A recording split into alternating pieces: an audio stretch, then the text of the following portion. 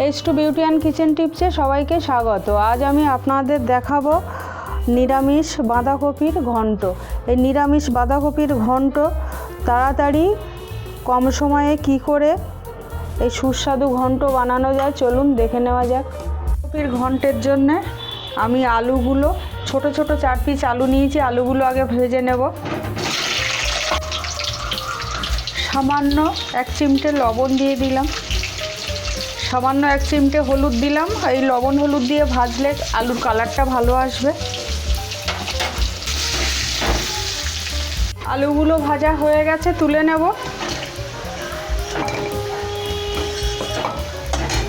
শুকনো লঙ্কা কেটে দিলাম, পেঁয়াজ রসুন দেব না। 1 চিমটে ফোড়ন দিলাম, 1/2 চামচ। 3 পিস তেজপাতা দিলাম, 6টা কাঁচা লঙ্কা দিলাম,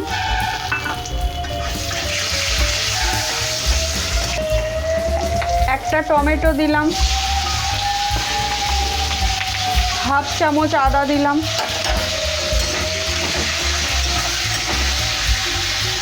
মশলাটা কষা হয়ে গেছে। একটা বাঁধাকপির হাফ আমি দিয়ে দিলাম। বাঁধাকপিটা আমি নিরামিষই করছি। আমি মাঝে মাঝেই যখন সময়ের অভাবে আমি প্রেসার কুকারে সিদ্ধ করে নিই। প্রেসার কুকারে একটু সিদ্ধ করলে তাড়াতাড়ি হয়ে যায়। আপনারা চাইলে প্রেসার কুকারে সিদ্ধ করে নিতে পারেন, তবে কড়াইয়ে কষে করলে সেই বাঁধাকপির টেস্টটা একটু ভালো হয়। আমি কড়াইয়ে কষে করেই দেখাচ্ছি আপনাদের। আর লঙ্কা লবণ তেলটা আপনারা আপনাদের পরিমাণ মতো নেবেন, যেমন বাঁধাকপি নেবেন। 1/2 চামচ লবণ দিলাম, 1/2 চামচ হলুদ গুঁড়ো দিলাম।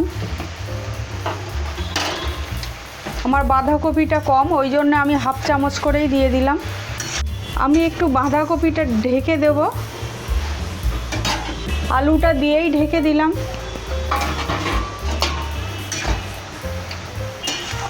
আর 1/2 বাটি মটরশুঁটি নিয়েছি, মটরশুঁটিগুলো দিয়ে দিলাম। যেহেতু নিরামিষ ওই জন্য মটরশুঁটিটা আমি একটু বেশি নিয়েছি। শীতের সময় নিরামিষ বাঁধাকপির ঘন্ট ভালোই লাগে। টমেটো আর মটরশুঁটি ধনেপাতা দিয়ে ভীষণ ভালো লাগে।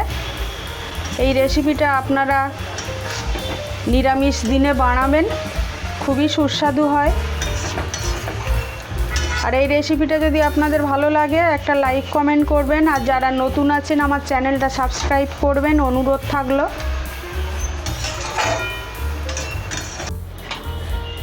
সামান্য কয়েকটা বড়ি ভেজে রেখেছিলাম, বড়িগুলো দিয়ে দিলাম।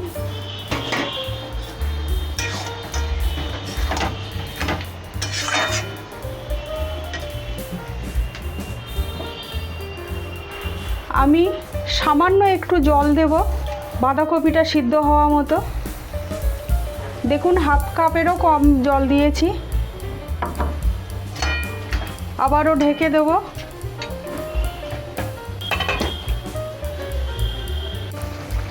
হাফ চামচ জিরে গুঁড়ো এখন দিলাম, যেহেতু আমার এটা ভাজা জিরে গুঁড়ো। সামান্য ধনেপাতা দিলাম।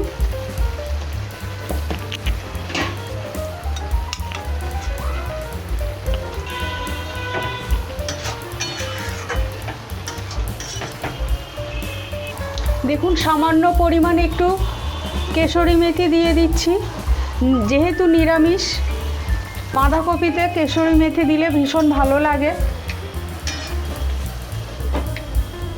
দিলাম একটু মিষ্টি দিলে নিরামিষ তরকারিতে তরকারির স্বাদ ভালো হয়।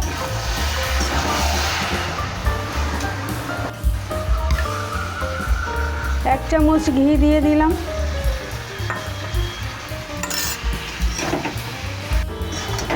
ধৈর্য ধরে এই বাঁধাকপি রেসিপিটা দেখার জন্য আপনাদের অনেক ধন্যবাদ। নামানোর আগেই 1/2 চামচ গরম মশলা দিয়ে দিলাম। যেহেতু নিরামিষ বাঁধাকপি তাই একটু ঘি গরম মশলা দিতে হয়। বাঁধাকপিটা হয়ে গেছে, এবারে আমি নামিয়ে নেব। আপনারা সবাই সুস্থ থাকবেন, ভালো থাকবেন।